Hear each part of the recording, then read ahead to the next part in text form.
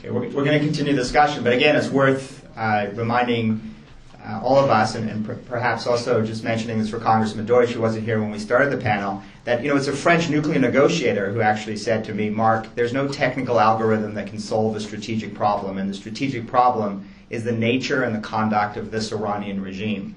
And the conduct includes their egregious and outrageous human rights abusers. So this is an issue that is inextricably tied with the Iranian nuclear issue. That's not according to me, that's according to a top French nuclear negotiator. So I think that that's the message that we collectively have to send to the administration and Congress, that these are not separate issues, they're inextricably tied. And you can't put any kind of verification inspection regime in place to prevent the Iranian regime's decades-long track record of nuclear mendacity that's going to solve the problem if this is a regime that continues to inflict terror at home and terror abroad. And with that, we're going to continue the conversation. Ali, let me ask you this. There's an argument that President Rouhani was elected to relieve the economic pressure. He was elected to do so by engaging in nuclear diplomacy, but he doesn't have the power to deal with other files. And that, in fact, it's unfair for us to hold President Rouhani to account on human rights issues and any kind of commitments with respect to liberty in Iran, because he really doesn't actually have that power. Can you talk a little bit about that, the sort of interfactional power balance within Iran? Is that a true statement? And do you think that if there is a successful resolution to the nuclear crisis, that will embolden Rouhani to address human rights, or is Rouhani too much part of the fabric of the regime that continued internal repression will be something that we'll continue to see? That's a very important issue. Constitutionally, the president of the Islamic Republic cannot be equaled with the president of the United States. It is in Iran the supreme leader who would have the same authorities that you see in the United States, with the U.S. president. However, in spite of the limited powers of the institution and office of the presidency in Iran, we have at times seen that powerful individuals with very, very powerful networks manage to make the presidency work. We saw that with Mr. Rafsanjani, who was president in the 1990s. He came into office with a very, very powerful, strong base, within the system, and he was trying to push forward with economic liberalization schemes and programs. So it is possible for a powerful president to make the presidency a powerful institution. Even Mr. Ahmadinejad, he began as the subservient person executing the orders of Supreme Leader Khamenei. However, as time passed on, he was actually trying to make the office of the presidency very powerful and trying to appoint his own friends and network in various positions of power, which would accelerate his own authorities, of course. That's also true of Mr. Rouhani. If Mr. Rouhani wanted to, he could use the network that his mentor, former President Rafsanjani, has, because the two of them are inseparable in many ways. He could use his influence to change things, to reform, and he could also use his powers in order to execute the issues that he has been talking about. However, most unfortunately, Mr. Rouhani himself has been, for such a long time, a part of the repressive system. Both Mr. Rafsanjani and Mr. Rouhani have the philosophy that you cannot maintain the existence of the regime without using terror as an instrument of repression. There is a very, very interesting quote of Mr. Rafsanjani, a conversation between Mr. Younisi, who is now a presidential advisor, but back then in the Khatami era, he was Minister of Intelligence. So Mr. Rafsanjani tells Intelligence Minister Younisi that you are making the Intelligence Ministry appear weak, like a municipal office. People need to fear the Intelligence Ministry. That tells you something about how these people actually look at usefulness of terrorizing the public as an instrument of controlling the population. This is a very, very important issue. Is Mr. Rouhani delivering a different interpretation of power? I don't know. His words are nice, he is sending the right signals, but he's not doing anything in order to change the policy.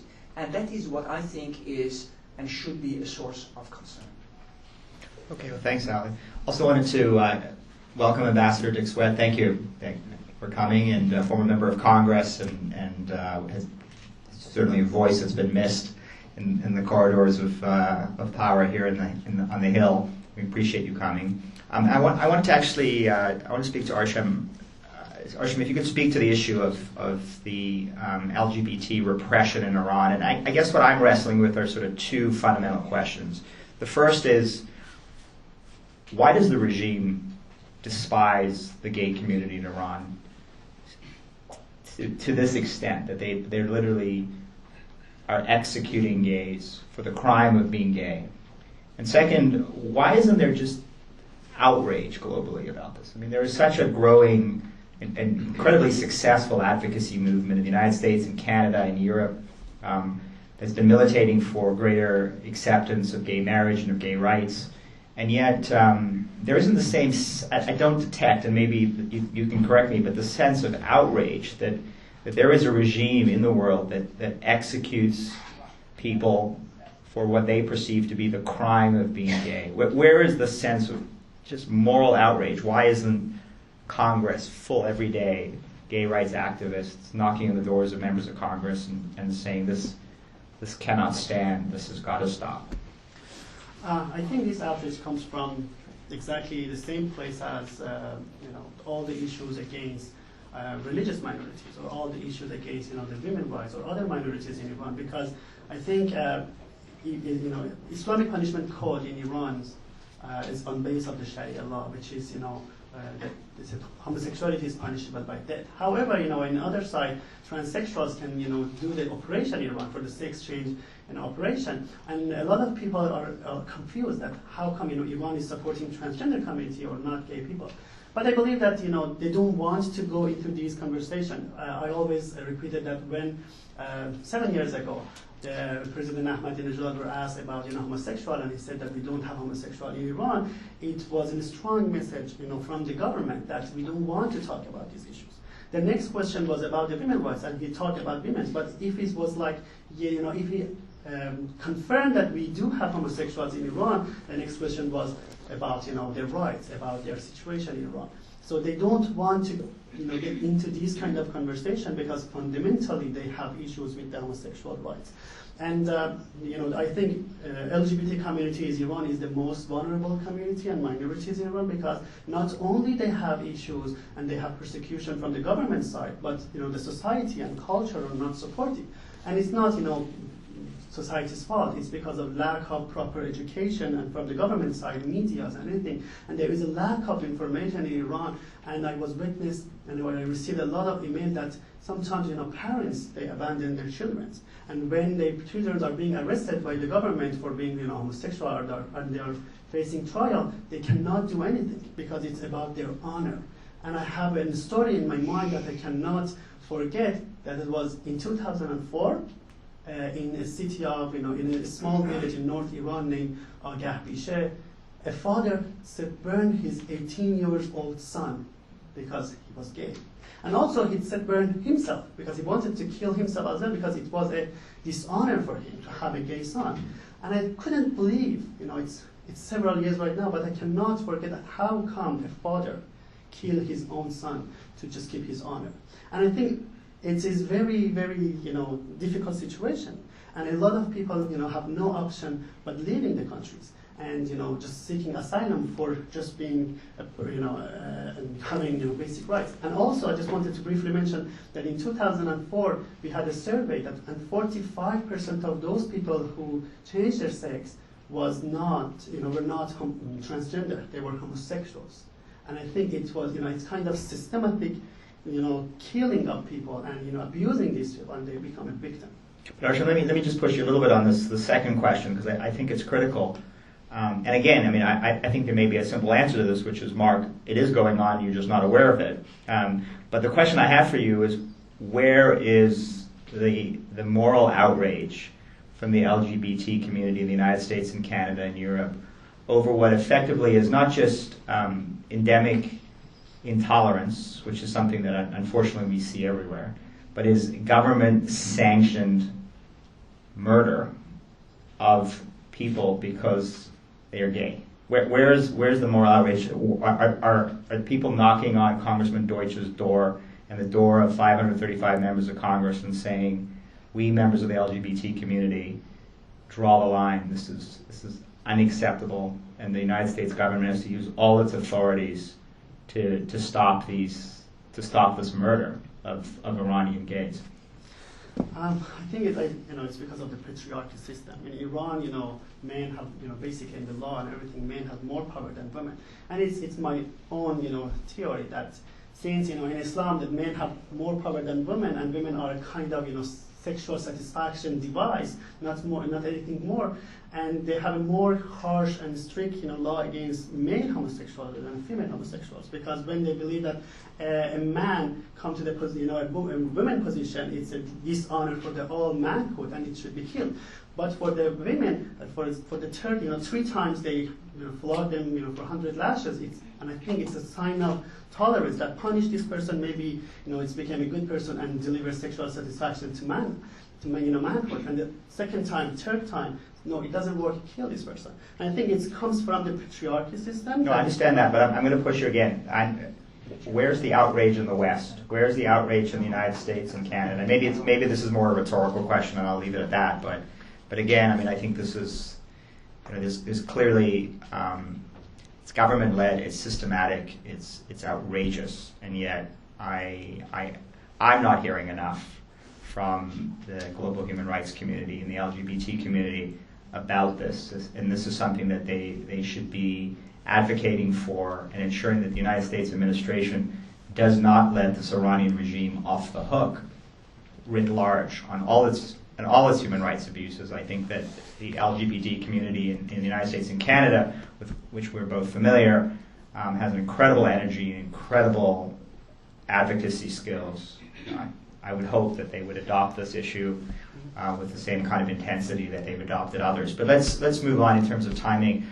Let's open it up to the audience. I know there are probably lots of questions and comments. Please, if you can, unlike me, keep your question brief without too much rhetoric.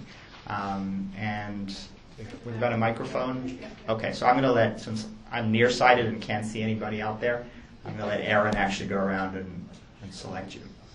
Thank you. Hanif Kashani, Saban Center for Middle East Policy at the Brookings Institution. I was curious to know the panel's opinion on Reza Pahlavi and Maryam Rajavi, the leader of the MEK, in terms of their roles in championing human rights. Thanks.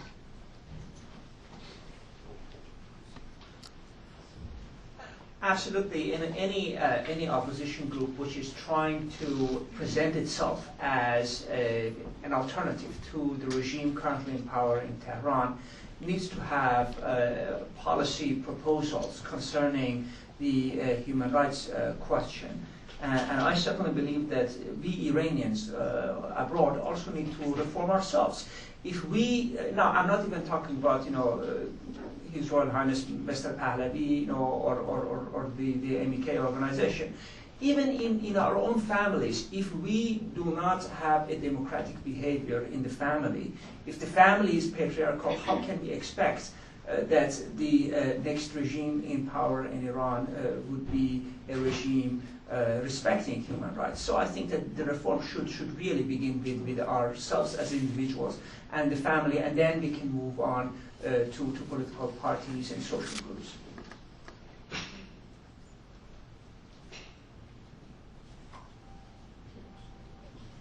Hi, I work for Senator Joe Donnelly, and I'm just curious as to, from the government, is there any sort of propaganda in terms of it's better than human rights record is better now than it was under Shah Pahlavi pre-revolution? Is there any sort of sense of, we might be doing this, but we're better off than we were in the 70s and before? Absolutely. That is the main narrative of the Islamic Republic. The fiction that things were much worse during the previous regime. but interestingly, most Iranians are looking back with nostalgia to the time of the previous regime. Many of the human rights abusers of that regime seem like friendly chats with the police compared to the behavior of the current regime. So yes, there is a lot of nostalgia, and I think is a proof that this regime's track record is much worse than the previous one. It does not exonerate the previous regime for human rights violations, but unfortunately, development has been for the worse, not for the better. And I would just like to add that I think the most dramatic sort of a PR campaign we see going on is the one sort of built around the seeming moderation and reform-mindedness of President Rouhani.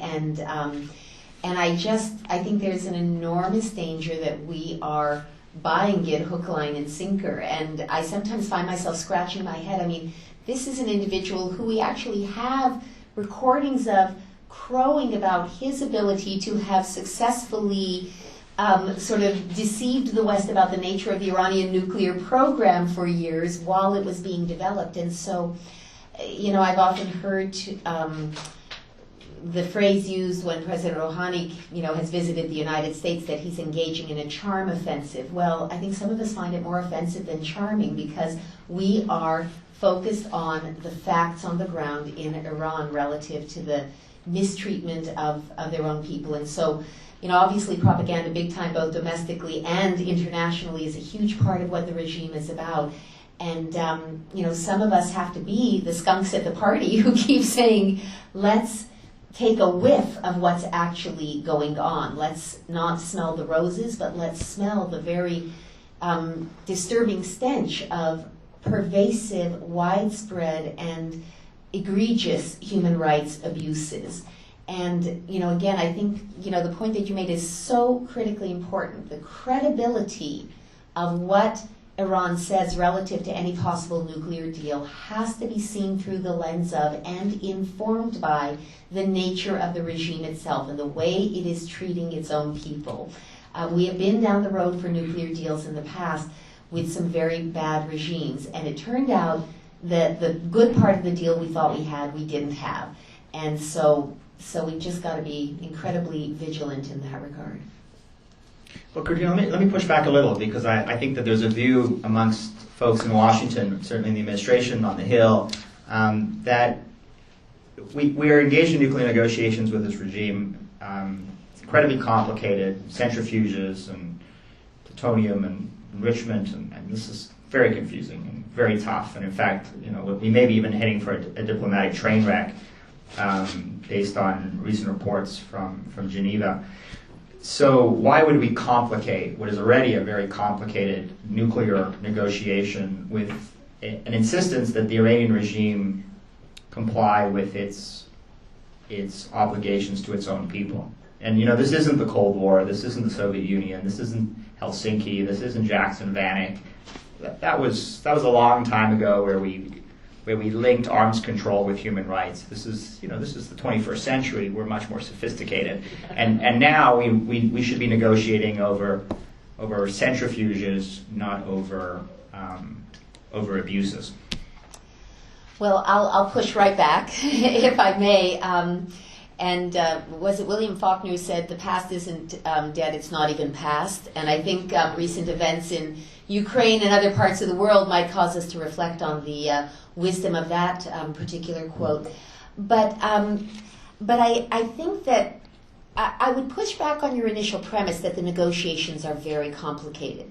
The technicalities are extraordinarily complicated, and as somebody who barely made it through 7th grade science, I would never dream to underestimate the complexity of the details, the technical details of the negotiation.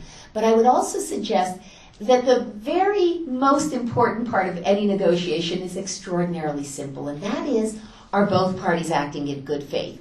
Are people telling the truth? That's actually not complicated. And that's really the only question about these negotiations. All the details, all the devilish details that we like to talk about can be worked on and figured out. But what cannot be algorithmed is, are the two parties negotiating honestly and in good faith? And will the promises be kept? Or is it a trap? So in that sense, it's very simple. But I continue to believe very, very passionately, and that relates to this notion of, is the other party acting in good faith, that one of the markers, one of the ways by which we can ascertain whether a partner to a negotiation is trustworthy has to do with how it is they are dealing with their own people. And so in that sense, I do think they are inextricably linked. I believe that one of the other panelists said that, and you cannot, it's sort of as though you have a house on your street where one of the neighbors is, has a meth lab, and they're producing illegal drugs, and you say, this is really bad, this is really dangerous, this is terrible for... That would make a great show, actually. Yeah, I know. Breaking Bad in Iran. And you say, well, this is really bad from many, many perspectives, and we've got to shut down the meth lab. And you sort of ignore the fact that they also have a child sex prostitution ring, a trafficking ring. And you say, we're just going to focus all our efforts on shutting down the meth lab. And, let's just not worry too much about those little girls being trafficked for sex. It doesn't work that way. That house has got to get its act in order. That house has to be cleaned up. And a part of it is, an essential part of it is moving in the direction of fundamental protection for basic human rights. And so I'm push, but that's something I think human rights activists cannot give ground on. Okay, Erin, other questions? And also at the front here as well. Picking up on your question about where is the international outrage over these issues, can you comment on the degree to which you think there's a negative impact on our advocacy? What impact is there on our advocacy of the lack of permanent diplomatic missions in Iran for the United States and Canada and several other countries that are typically vocal on these issues? It's quite remarkable that the regime which attacked the United States Embassy in Tehran in November 1999, and most of the people, the hostage takers, have now risen to prominence within this regime, also authorized the Basij militia to attack the Canadian embassy and the British embassy compound in Tehran, which led to long periods, in the case of the United States and now currently also Canada, lack of diplomatic representation. In the case of the British, the regime is now begging the British to come back to Tehran. That I think is quite interesting. So in other words, the Islamic Republic, on the one hand, wants to have free hands to break and violate the human rights of its own population, referring to the principle of non-intervention in the domestic affairs of other countries. But at the same time, does not like diplomatic isolation. The regime very, very much likes to have diplomatic relations with other countries. They just do not want those other countries to talk about human rights issues.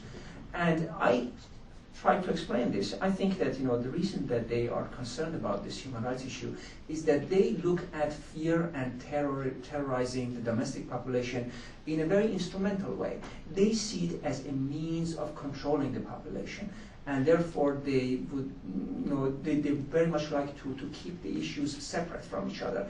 The nuclear issue should have its own track, and there should be no mention of the human rights question.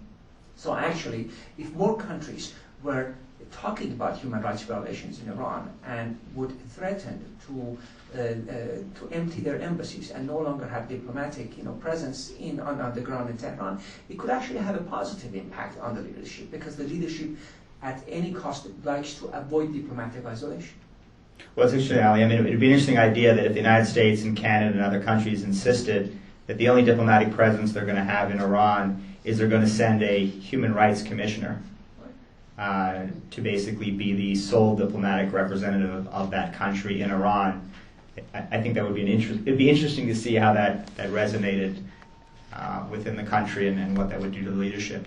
And I'll make one other point, sorry, for us Canadians here. It's worth remembering one of the reasons Canada actually shut down its embassy in Iran was not only because they were being threatened, but because the Iranian embassy in Ottawa was being used by the Ministry of Intelligence, the Revolutionary Guards, to basically run networks in Canada, procurement networks, sanctions-busting networks, but most importantly, were running networks where they were actually threatening Iranian Canadians. And eventually, the Canadian government said, we've had enough, we're throwing the Iranian ambassador and all these officials out of the country, but in order to do so, they had to shut down the Canadian embassy because they were afraid that Iran would respond by unleashing the besiege on Canadian diplomats. So additional questions, please? Yes, hi, Arzu Riyahi from Project on Middle East Democracy. I just had a quick question about how valuable you think it would be to perhaps make a move to unify the opposition and all of these fragmented groups that are being affected by the human rights record of the regime. For example, Mr. Parsi, the LGBT community, women, perhaps minority groups. Are there any moves that have been made in Iran to create a platform for dialogue with these people, or maybe the U.S. could make a move to allow them to have a discussion and organize themselves? Thank you.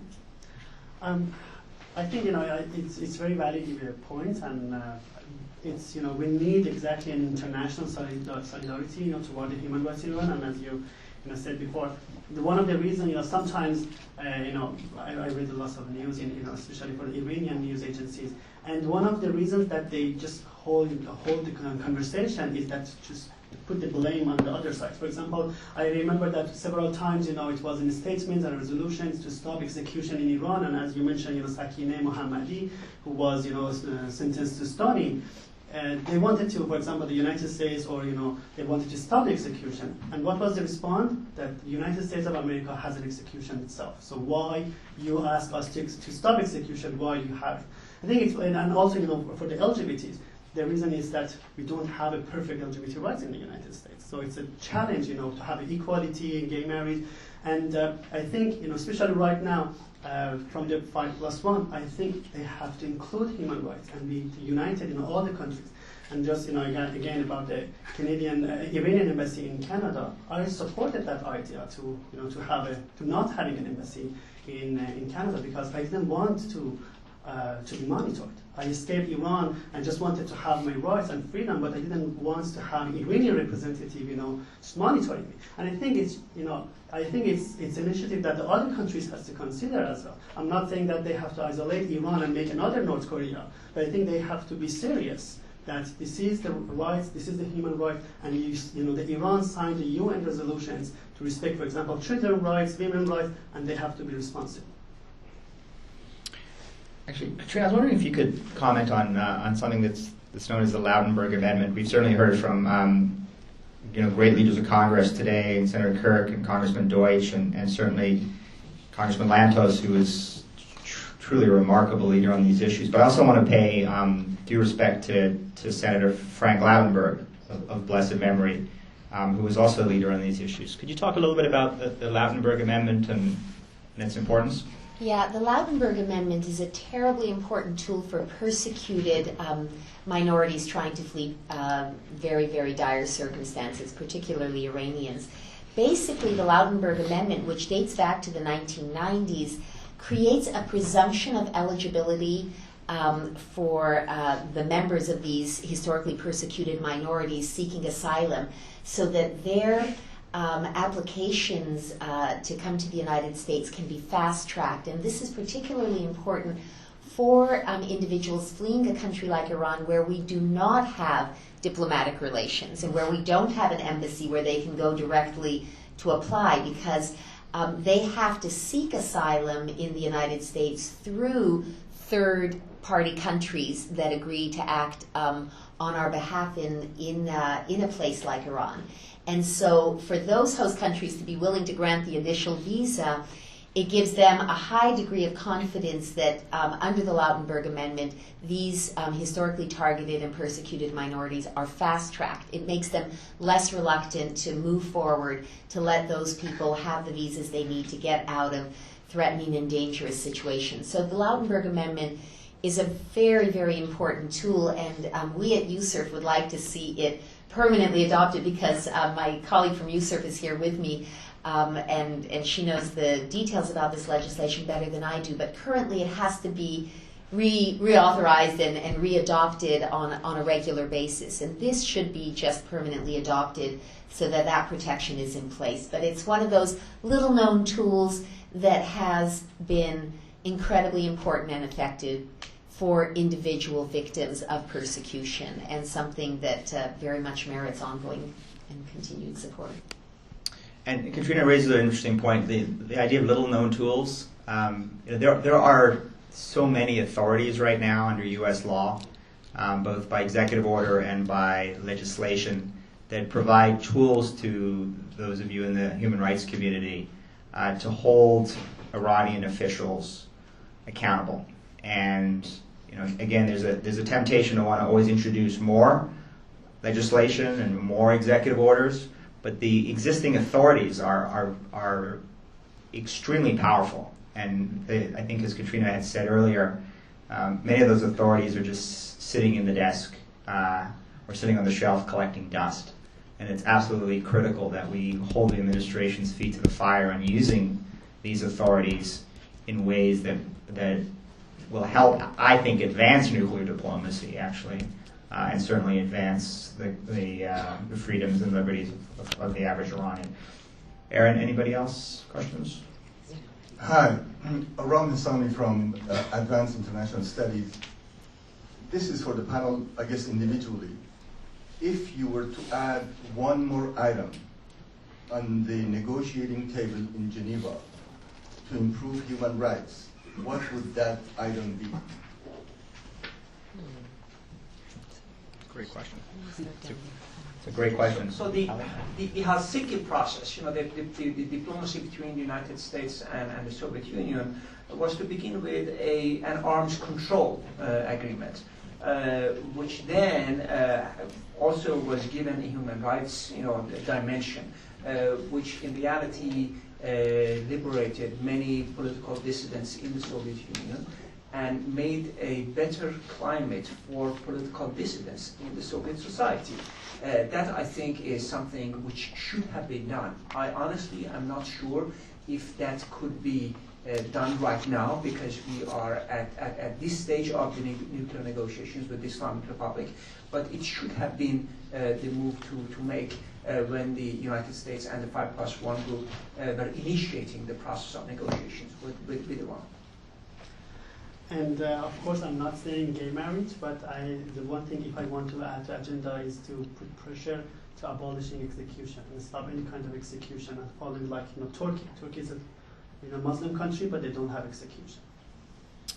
So I think that if we're going on the line, but I would say that the thing that I would insist on is allowing Ambassador Ahmed Shahid into Iran. I think that should be sine qua non of any negotiation. We have the UN Special Rapporteur on Iranian human rights, who I believe is not allowed actually into Iran by this regime. I'd be insisting on that now. And the second thing I'd be saying to the Iranian regime is that we would consider any violation on the nuclear side or in terms of sanctions busting to be laying the predicate for accelerated human rights designation. So I would actually tie them all together. There's nothing in the JPOA that precludes additional designations on the human rights side. There's only an explicit commitment that there will be no nuclear sanctions. But the idea that we have actually only designated one Iranian official for human rights abuses in this 12-month or 9-month period, I think there's an opportunity to hold the administration to their word, which is that they promised to not let up on human rights designations. I think through the negotiation, they should be rapidly accelerating those human rights designations. Well, I think those are all really excellent ideas, and I would endorse each of them. I would say two things. You referenced the Helsinki Accords. The basket 3 human rights concerns in the Helsinki Accord at the time were considered to be just sort of a, really verbiage, nothing of significance. And they ended up sort of becoming what we remember about the Helsinki process. And one of the reasons they ended up becoming what we remember about the Helsinki process is that the late former Supreme Court Justice Arthur Goldberg focused on individual cases. And so I would insist, as part of the negotiations, on the release of the American pastor, Saeed Abedini. I think that would be critically important, and I would insist on the freeing of the Baha'i Seven. And I see my friend Anthony Vance here, who represents the Baha'i community here in the United States. Will you stand up, Anthony, for a minute? Because I would like to acknowledge you, but if there is a religious community on the face of this planet that represents everything that we aspire to in terms of brotherhood and peaceful coexistence and universal principles of decency and love, it is the Baha'i. And these extraordinarily fine individuals have been imprisoned under brutal conditions now for more than 5 years. Is that correct? And I would insist on their release, because even though you can say, well, releasing specific individuals, what does that do to change things? It does a lot, because it sends a message to the people of Iran that we in the West stand with the victims, that we know them by name, that they are not forgotten, that they will not be bargained away in the big picture. And that strengthens the spine and strengthens the resolve of those within Iran to say, yes, yes, these individual human rights matter. So I would insist on the release of the Baha'i Seven and Pastor Abedini as a start.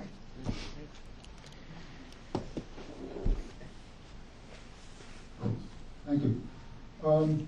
I'm very impressed with all of the speakers and your passion, and my heart goes out to all the oppressed people in Iran. Having said that, though, I'm concerned that what I haven't heard yet from anyone, as I understand it, is basically change from the bottom up. I'll put it simply, then a little more broadly. Does Hassan Rouhani wake up every morning and say, who am I going to throw in jail, who am I going to execute, or does he firmly believe, I am righteous, I am doing the people's will? Now, when I see that when the late Ayatollah Khomeini would have a rally, seemingly millions of people would be out there, and you weren't putting the knife to their neck, they were enthusiastically rooting him on. The same thing with Ayatollah Khamenei. So what I'm saying is, yes, there is oppression, but do the people, the masses of Iranian people, support their government? Do they believe that gays should be persecuted, that Baha'i should be persecuted? How do we reach them? Because they are supporting their government as we see it. And if they are supporting their government, what are we to do? Yes, minorities are being persecuted, but how do we reach the people so they understand that what they are doing in supporting their government, because they support their government as we see it? Thank you, sir. Ali, do you want to? You're raising a very, very important issue, and I do believe that in spite of the fact that the regime in Tehran is not a democratic one, it is not completely ignoring the public opinion. That I think is very important. Let me give you just one example. Mr. Khomeini and the current leader, Mr. Khamenei, both of them are viciously anti-Semitic. And anti-Semitic in Iranian context, I actually have to make it more precise. They're anti-Jewish. They actually are. In all their public statements, you can see that these people, both Mr. Khomeini, the late Mr. Khomeini, and current leader Khamenei, are anti-Jewish. However, Iran boasts of the largest Jewish community living in the Middle East outside of Israel. So that community has not been harmed by the regime. Why? Because the Iranian society is fundamentally tolerant towards the Jewish community. Jewish shrines are also holy places for Iranian Muslims. There are more Iranian Muslims going to worship and pray at the tomb of Daniel than there are Jewish Iranians. This is a reality.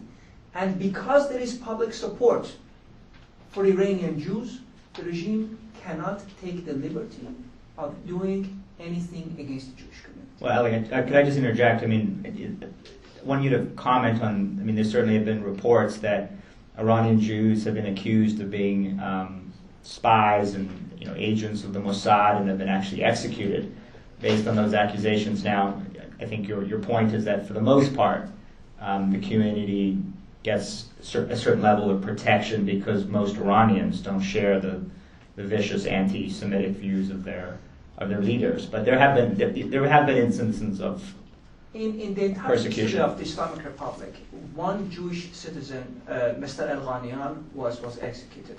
He was not executed because he was, practically the leader of the Jewish community, the most influential man. He was charged for, at a time that, exporting gold, taking gold out of Iran. There was a death penalty for it. And this gentleman was engaged in that, and unfortunately, the gentleman was executed. This is the sole case of execution of Jewish Iranian citizens.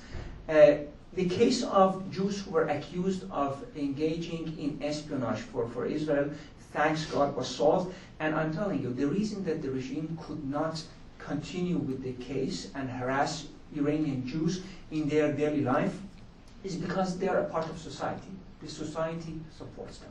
I also believe that there are growing gaps. I think Mr. Arsham Parsi can tell you more about it. When it comes to the regime's viewpoint about the homosexual Iranians and the young generation and their perception and understanding of personal liberties. The more the Iranian society supports the right of individuals to have their own private life, the less the government, the regime, would be capable of suppressing them. Why is it easier for the Iranian regime to suppress the Baha'i community? Because their propaganda machinery has successfully managed to tell Shia Iranians that these people are apostates and they fundamentally represent the Shia equivalent of the Antichrist. And this is why the Baha'i community does not enjoy the same degree of support that the Jewish community in Iran enjoys from the community. So what can be done? One of the little things that could be done in a non-democratic society is by providing information and forum for debate. Voice of America Persian, BBC Persian, Radio Farda, which is transmitting, Radio Free Europe, transmitting programs in Persian. These programs, these media broadcasting information into Iran can actually make the Iranian public, which is already fairly well informed, even more informed. So they see that it is their own neighbor who is a gay person. It is their own neighbor who is a Baha'i.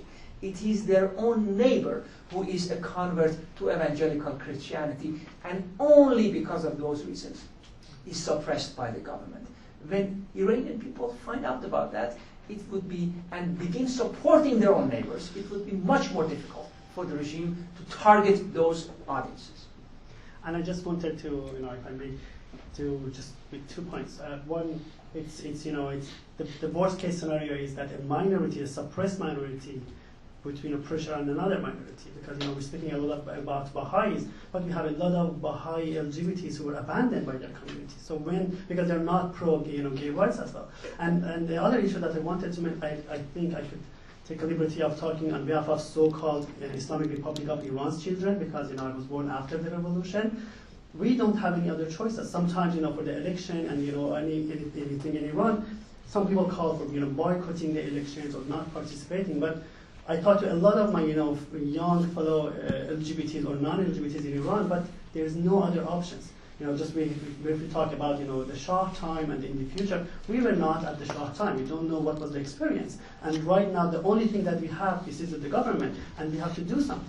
We cannot go into the voting, for the election poll, and I'm sure that if we go to vote or not, it doesn't matter, but I have to participate to bring a change to my community and my country. And I think it is very important, and I think it's not, sometimes I support President Rouhani. It doesn't mean that I support the Iranian government, because I escaped Iran because of my sexual orientation, because of that government's resolutions. And not only me, my family had to escape Iran as well.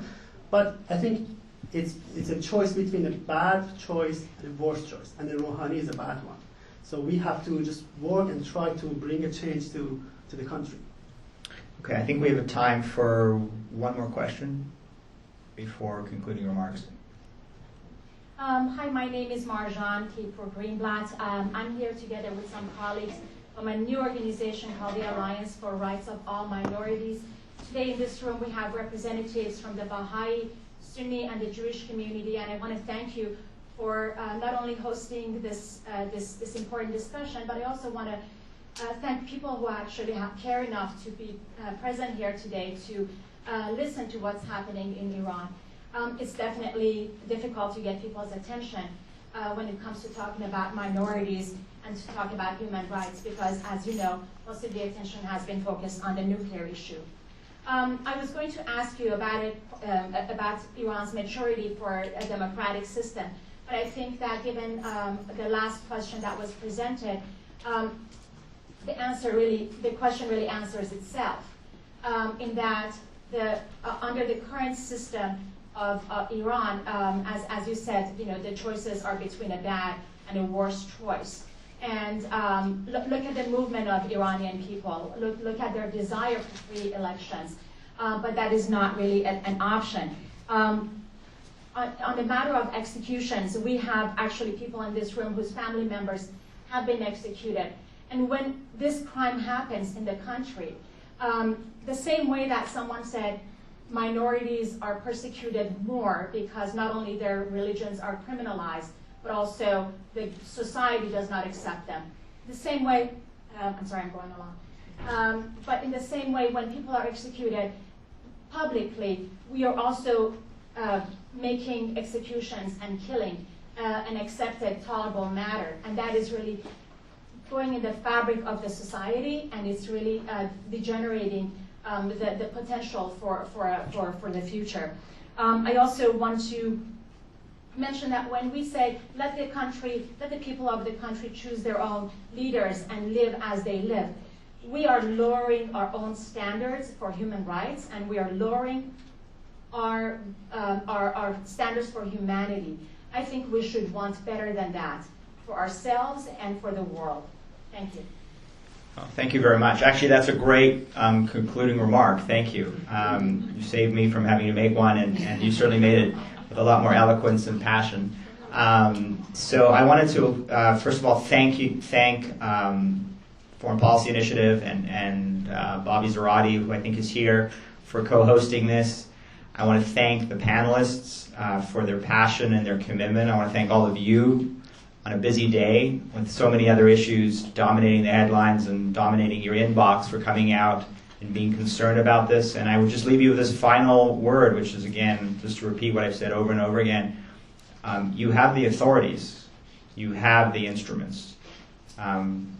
Make sure you know them, learn them, read all that legislation with its hundreds of pages of provisions, because in it are the tools that you can use not only from a legislative perspective or a legal perspective, but from a public relations perspective. For every designation, for every time that an abuser of the Iranian people gets sanctioned or loses his assets or is subject to a travel ban, that is an opportunity to inflict damage on the regime, its torturers, and its abusers. So you've got the instruments. Hold your government to account and make sure that they're used. And again, thank you for your time, and thank you to everybody for being here today.